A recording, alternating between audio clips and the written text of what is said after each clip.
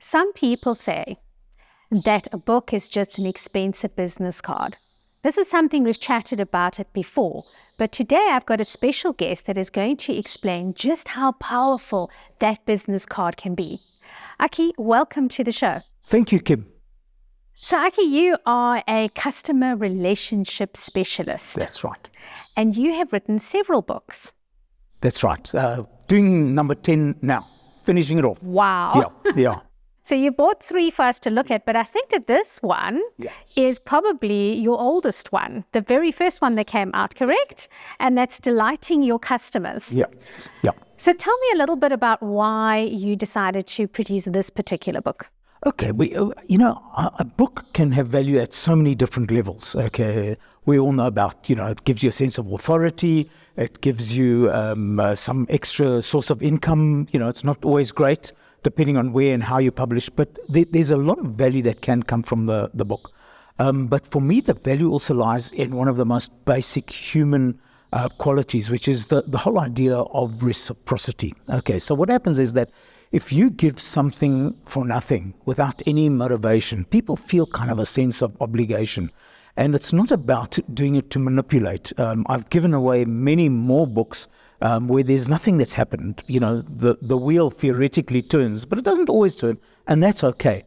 But what happens is that by giving somebody something of value, okay, then they feel that sense of, I need to do something in return. And so for me, it obviously leads to business, okay, where people book me to then come and help them with their organization. But it also has led to referrals, many referrals. And it's amazing for me how long people keep these things. A business card could, be thrown away in a sort of spring cleaning type thing. But people will hardly ever throw a book away. And so I've been using it since the very beginning to open doors to clients, to help them feel that I want to give them some value without asking anything in return. And because I'm not the best salesperson in the world, okay, it's a subtle way of, as I said, opening doors, but also giving that sense to people that I'm not just here to take your money. I'm here for something much deeper than that. And it fits in, of course, very nicely with what my mission is, which is to positively touch the lives of everybody I encounter. So, as I said, it adds value on so many levels, a book, depending on what your motivation is. I like about this one, there's got a lot of little quirky quotes, things that we can think about. And I know for me, when I'm reading books, sometimes I just don't have the time. But this particular one is quick. You can read 1 page a day, and it can just help you in terms of motivation. Yeah. So Absolutely. you printed a lot of these books. That's right. And you self-published these ones. So the very first book I did was published traditionally and then distributed traditionally. And, every few months I'd get an insult, is what I used to call them, from the publishers, okay? And I know it's a very selfish way of thinking, but I'd say to myself, gee, I'm the author, I did all the work, and I'm getting nothing out of this financially. And it's not only about financial, okay? There's nothing like the feeling when a friend or a client calls you and says, hey, I was at Cape Town airport and I just saw the books and there I saw your book, a wonderful feeling. But the reality is that we're not gone the traditional publishing route, okay, between the fact that publishers keep a huge chunk of the profit, and they do add value by, for example, taking care of all the layout and the printing, and they've got all these connections and so on, and then they've got the connections within the retailers to distribute and so on. So they do add value, but I wasn't quite sure if it was as much as was possible. And then you get to the retailers, and the retailers have their rules. We won't deal with you if you don't have an agent. There's another 10 to 15% gone. We not only will do that, but after 100 days, you have to come and take back whatever wasn't sold. So people have been paging through it, and it's really nothing worth much. So what you end up with on, let's just use a unit of, say, 100 Rand or $100 or whatever the currency is, what you eventually are left with is 2 to 4 Rand of the 100 Rand, and everybody else gets their cut.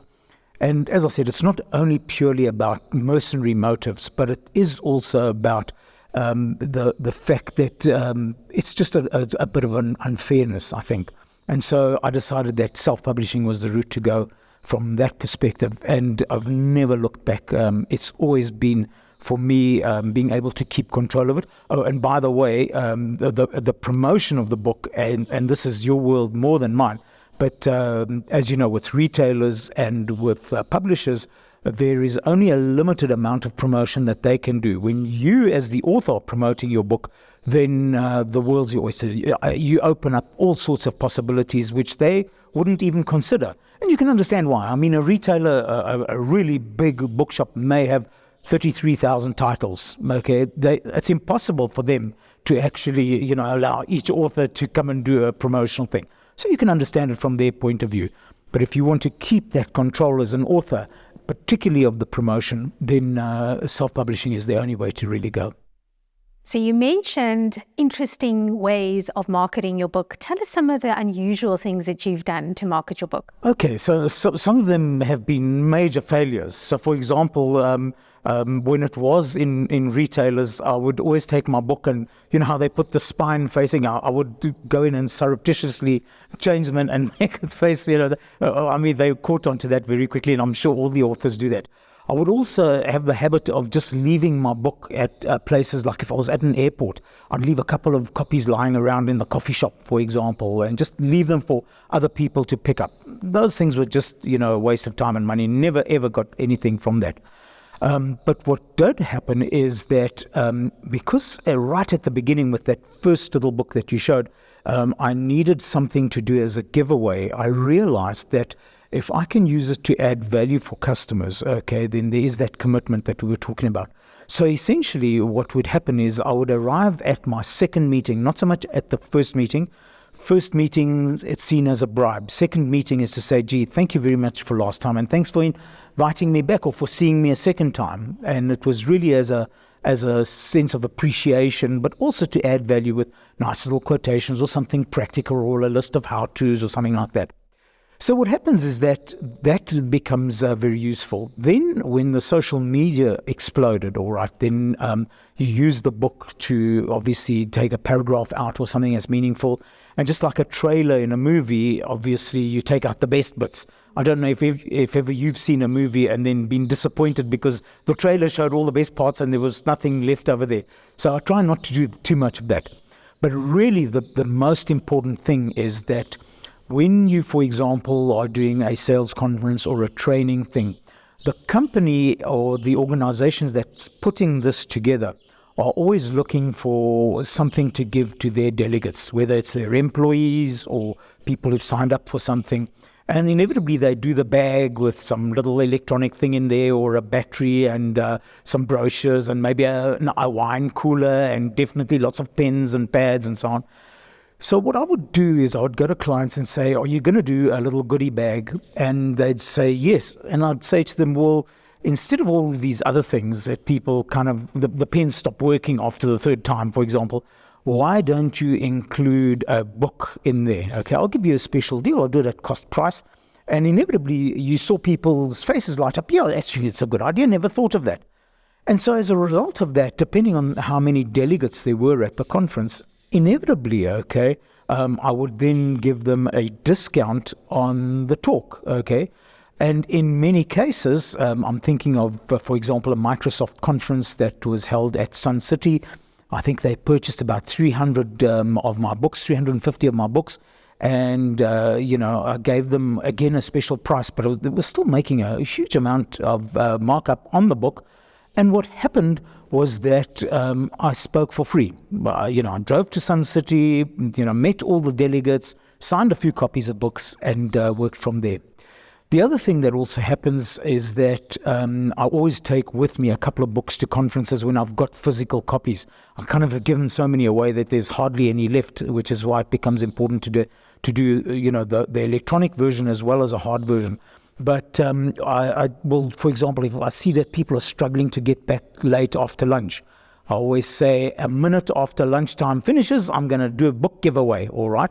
Or if somebody, I'll ask a question and nobody puts their hand up, what I will do is I'll say, and by the way, did I tell you that there's a book over here for the first person to answer? And suddenly all the hands go up, then they all want to answer. So they like the fact that they're getting something in return over there.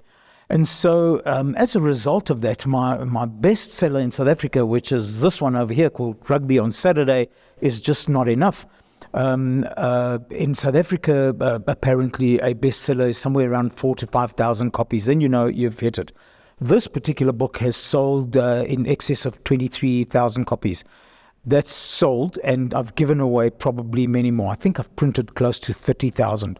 But what happens in that process, because I've taken responsibility for the publishing and the printing of it, okay, then my markup is, essentially more than half of the actual cost. In fact, it's probably close to about 2/3. So a 66% gross profit.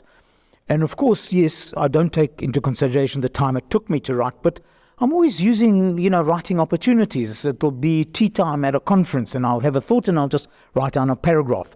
I volunteer to write for many, journals and so on. All my posts and so on are written with the aim of, at some stage, without obviously breaching copyright, actually then taking that content and putting it into a book. So I'm not finding it difficult to put a book together.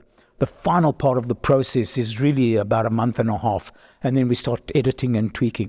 So what happens is, as a result of that process, all right, it gives me then a lot of flexibility to then be able to give away this very expensive business card, which turns out to be not so expensive if you look at the ROI, but also, change a few lives in the process. When somebody can take home a book that's been autographed by an author, we kind of just get a little bit cynical about it, all right, as authors, but people keep it on their bookshelf. They show their families, their friends, their children, the people in the office.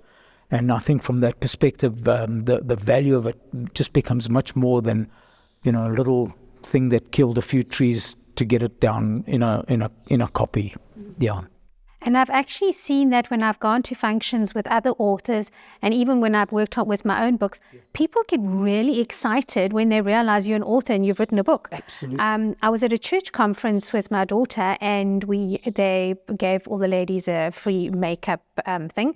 And as we were sitting there and we're having our makeup done, this woman got so excited about the fact that I've written a book. And I said to my daughter, she's so excited. Yeah. And my daughter said, Mommy, it's because people see authors as celebrities, and then they have a little bit of that celebrity, a little bit of their thoughts that you've written down something for them. It's really, really powerful. So I love what you've been saying to me about looking at it from a business perspective, that you've got measurable things, what your return on investment is. What kind of advice would you give to an author that's just starting out and needing to build something strategic, a strategic plan for their book? So I would say that this has got to be part of your marketing process and a big part of it, okay? Let's just go back to the benefits for an author. It can be a source of income, a passive source of income, but it also creates that sense of authority. It's an indication. So, for example, many people want to write a book. How many of them actually start and how many actually finish? And most people instinctively know that. So a completed book, even though the content might not always even be great, or heaven forbid, the content is AI generated, there's a lot of that coming. But the fact of the matter is, what you have done in that process is you've actually completed a project. I mean, it's like going to university. It was probably the same for you. By the time I finished university, everything that I'd learned was already outdated, okay? And I finished almost 50 years ago. So the point that I'm making here is that it's what does the degree represent, or your diploma represent? It represents the fact that you took 2 or 3 years of your life and succeeded at completing a project, all right. And I think a book, it creates a sense of authority. You've obviously done your homework, you've researched it, you have done something that's quite spectacular, and in that process, it's an indication of your discipline. Discipline in today's world has become very important, okay? You asked about advice, and I'm usually reading 2 or 3 books simultaneously, depending on my mood, okay? At least one of those books will be a business book, and there might be a novel there as well, but the combination changes. The business books in particular, and I think we're focusing on business authors for now, are sometimes so incredibly boring So if there is some advice, okay, instead of bullet lists, have the bullet lists at the end to summarize. But stories, tell stories, however small. It could be a little illustration that is, 3 lines long, but it sparks off in their mind a little picture. If I even write a line that said, so what can your business learn from McDonald's who gets you your burger in 3 minutes? That's 2 lines, okay? But immediately this movie starts playing in people's minds and you've just made it real. It's now no longer just words or bullet points on a page. So I'm busy reading a book, for example, at the moment on collaboration. Why? Because a client of mine has got collaboration as a theme, okay? And the only things I remember from this book were not the, suggestions of do this, communicate with each other, have meetings, whatever it is. I'm remembering stories of disasters where bridges collapse, and Katrina, it's an American book, so when Katrina hit and how awful the response was because they weren't collaborating, how the Apollo 11 program with, putting man on the moon, that was a collaboration between essentially 400,000 people. And not only that, but they were all the cheapest supplier, okay? Or in fact, one of the astronauts actually said, as I was hurtling through space, I realized that every single part of this ship I'm traveling on was given to the person with the lowest quote, okay? So, but somehow it came together. So those stories are not only what make what I do real, and I'm unashamedly a thief of stories, okay? But it also makes it much easier for people to say, hey, this is possible. It's not impossible. So all the other stuff on collaboration and the little models and, all the matrices and arrows and circles and triangles, meaningless. Nobody remembers that. So, tell lots of stories, keep it vivid in people's minds. And that's the same as a delicious burger or a beautiful work of art or something. So it's just your product has got to be good, but at the same time, make it an essential part of your marketing. And I can also tell you, Kim, that as far as I was concerned, there were times when I didn't actually even need to have meetings, sales meetings. I've never done advertising because although I believe in the power of advertising and branding, I've never had to do it. It's about being word of mouth, referrals, and so on. And the book becomes an essential part of that process. I like what you're saying because my favorite book was The 1 Minute Millionaire. And they wrote it in like one part of the page was whatever the business lessons was, and the other part was the story. So they wrote a novel of a woman who was trying to get her children back within a 90-day period. And to do that, she had to earn a certain amount of money. Fantastic. And the story is about how she earns that money, how she collaborates. Well, I'm telling you, I couldn't put it down. The book started freaking me out because I'm like, I have to get to the end, but I don't really have enough time in the day to read it. So, so the stories really, really work. And that's one of the things that I teach my authors that are on my coaching program. Make the stories count, pull on people's hearts, because people don't really care until you are touching their heart. Yeah. And not only that, but, people today are spoilt with the media, particularly, television and Netflix and all the rest of it, YouTube, okay, because they now are expecting, if we go back 40 or 50 years, then people were disciplined enough to say, okay, here are 7 ways of doing A, B, C. But the point is that today people have been spoiled. And even if you're watching, for example, a program on a pretty boring subject, and, well, personally, I like astronomy, but, if they make it real by showing you the visuals and so on. Now, in a book, unless you're doing an Amazon book, of course, the visuals become, less emphasizable, if there's a word like that. You can't, I'm looking forward to the day when you can include a video in your book. It's going to come. But the point is, you can just put a link over there. The people tap on it in the book, and it takes them straight to YouTube where there's something over there. But if you don't have the luxury of that, then you have to paint those mind pictures. And everybody's movie is going to be a little bit different, but they'll be playing this movie in their brain. And I think that's where the power of storytelling comes. And storytelling can be seen as an incredibly complex thing to get completely right. But it's been something that's been around for literally tens of thousands of years.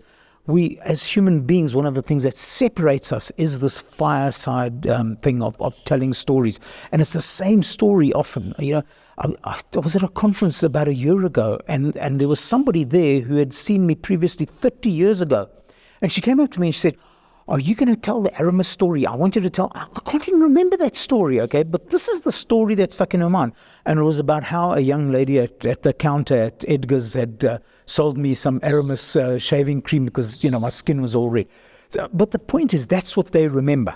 All right. And so, I'm willing to bet if you said to her, so what did he talk about 30 years ago? She might have said, I don't know, maybe about people, maybe about service, maybe about sales, I don't know. But she remembered the Aramis story. And I think that's part of that process of, not only for the reader, but also for the client, whoever that is going to be, the marketing director, the chief executive of the company. Yeah. So I sometimes attend some of Robin Banks's open day events, just that I can get a boost, a motivational boost. And he always tells the same story, and I love that story.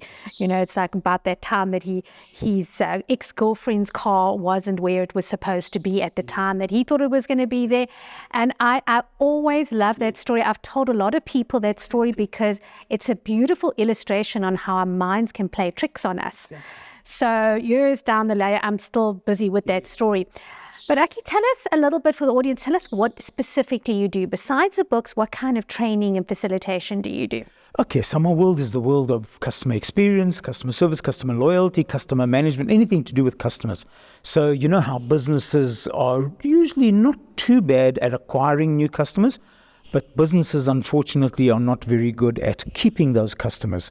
In fact, I saw a beautiful definition the other day that said cynicism is about failed idealism, which is why so many old people are so cynical, okay? They had these dreams. And I think from that perspective, okay, customers, they're excited to do business with you. They want to buy your phone or your book, for that matter, or something.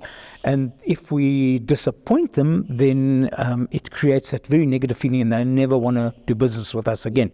And sadly, in the world of customer experience, okay, it's just the little things. The little things can make a huge difference. For example, a waitress brings you your bill, there's 4 of you, puts down 4 little sweets, then snatches them back and says, no, you guys were nice to me tonight, and takes out and gives you 8 sweets. Okay. That little act not only leads to almost double the tips for that waitress, but it also, the family, that was nice of her. Okay. And it's little things that can delight and thrill and excite your customers, which coincidentally is the title of the next book, okay? But it's also about little things that can also disappoint customers. A check-in process at a hotel, okay? An AV company that tells you that they can't hook you up to their system, you've got to just fit in with them. They forget that the customer has got a reason for asking for things. So it's little things that irritate, but little things can also delight. And that's my world, because it doesn't come naturally to companies. It comes, interestingly, naturally to human beings. Us, we are very instinctively conscious of making most people happy, all right, unless you're a psychopath, and that's just a tiny part of the world's population. But the reality is that most of us know when somebody needs something, and are we going to walk away from it because the rules say you can't, or are we going to embrace it and do something? So yeah, that for me is the essence of what it's all about. So we can look at the infrastructure and the culture and the marketing and all of those things, and I do in my little business, but it's also about bringing out the best in people. So it's really about giving employees, the people that we work with, the chance to be the best that they can be, because they know what they need to do. But we have to in motivation, they talk about, are they able and willing? Okay, I say, are they able and willing, and are they allowed to do what they need to do? And those 3 then are what it's all about. Yeah. It's quite interesting that in your book you had a little comment about the customer that hurts us the most is the one that doesn't say anything.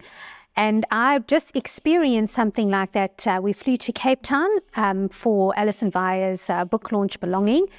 And we stayed in a beautiful hotel. I love the hotel. But as we were going into the check-in, the lady behind the counter was standing there. She looked up, and a gentleman, I don't know if he was a customer or whatever, walked past behind us, and she made a terrible disparaging remark as he walked through. And straight away, I'm like, That's not a good thing. You're in the front desk.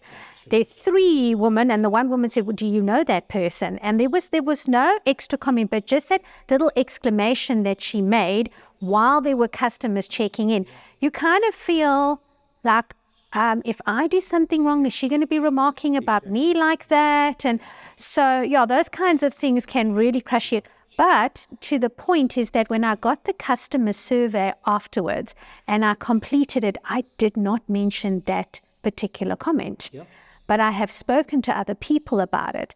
Now, part of me was saying, oh, I don't want really her to get into trouble. Maybe she'll get a disciplinary or that kind of thing. But that little being nice is not being kind to the hotel, because they've got a person who might repeat that kind of behavior. Absolutely, yeah. And the statistics, bear exactly what you said out, so that, about, I've got to just think about this, about 4% of your unhappy customers. So you've got 10,000 customers, 100 are unhappy. 4 of those customers will tell somebody in the business that's got the power to change something, okay? The other 96 say nothing to you, okay? But that doesn't mean that they stay quiet, okay? So they go and tell many other people, just like you told me now. And I think that's where the huge damage comes in. Apart from anything else, as you said, they don't want to get somebody into trouble. Sometimes it's just too much trouble, okay, to actually, they make you jump through hoops.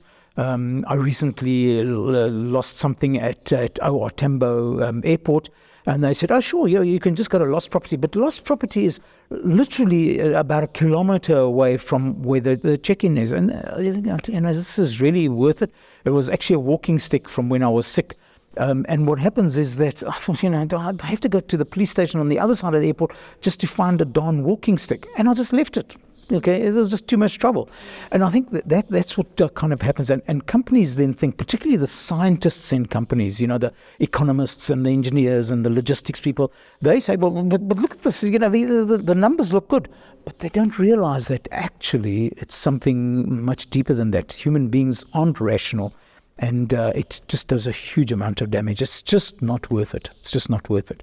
But at the same time, if you have those excited and thrilled customers, they tend to be excessively loyal when they're advocates, apostles, whatever you want to call them, angels.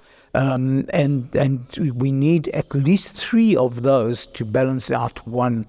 Sometimes we need 5 to balance out that one unhappy customer. So it's worth the effort. There is a return on investment if you want to, on customer effort. And you can see it if you want to look at things like share price, that profitability and so on. The evidence is all there. Yeah. Mm. I love that. Aki, tell us quickly about some of the other books that you've got. I want to hear about the rugby is on Saturday is not enough. Okay, it was so the original idea was to have chocolates on the pillow is not enough, and then somebody stole that. Okay. But it's really about, when I wrote this book, I'd been in business for 31 years. And in all that time, I'd spent millions on airlines, on printing costs, on hotels, on all sorts of services, banking, okay, literally a ton of money. In all of that time, I'd been invited to a major sports event 3 times. So that's once every 10 years, okay? Now, what happens is that, and that's continued, by the way, until today. I just upgraded my son's cell phone. It cost me 14,000 Rand, and there wasn't even a cursory thank you as we were walking out the door, okay? Never mind a handwritten note. But the point is that in all of that time, the small customers, which is really the long tail of the majority of your customers, they feel neglected. So, I don't even want to go to the box at Ellis Park or at Loftus. It would just be nice to say, hey, take your son along to the cricket. I love cricket, okay? And so I'll get invited once to Loftus, and I'm not a Blue Bull supporter, but I think they're doing very well. But I'm a Transvaal supporter, a Gauteng supporter, Lions supporter. Once to the rugby.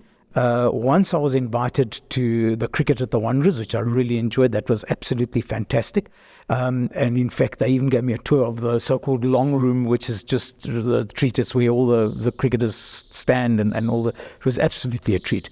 And then once I was invited to the golf at Sun City, and it was only not because I'm a customer, but somebody at the breweries said to me, we had a couple of cancellations. You want to come? Okay. So I went and spent a day watching golf, which is not really my big thing. So that's just not good enough. So hence, rugby on Saturday is just not enough. And as we said earlier, it's always the little things that are important. So this book is about, originally when it was written, there were at least 82 ways to add value for customers. In fact, now that list has gone up as I brainstorm with others and myself and see examples from our clients and so on. There are at least 131 ways of adding value for your customers.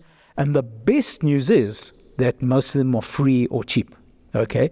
You don't have to spend a fortune. If you want to have a loyalty program with computers and cards and everything, well, it's fine.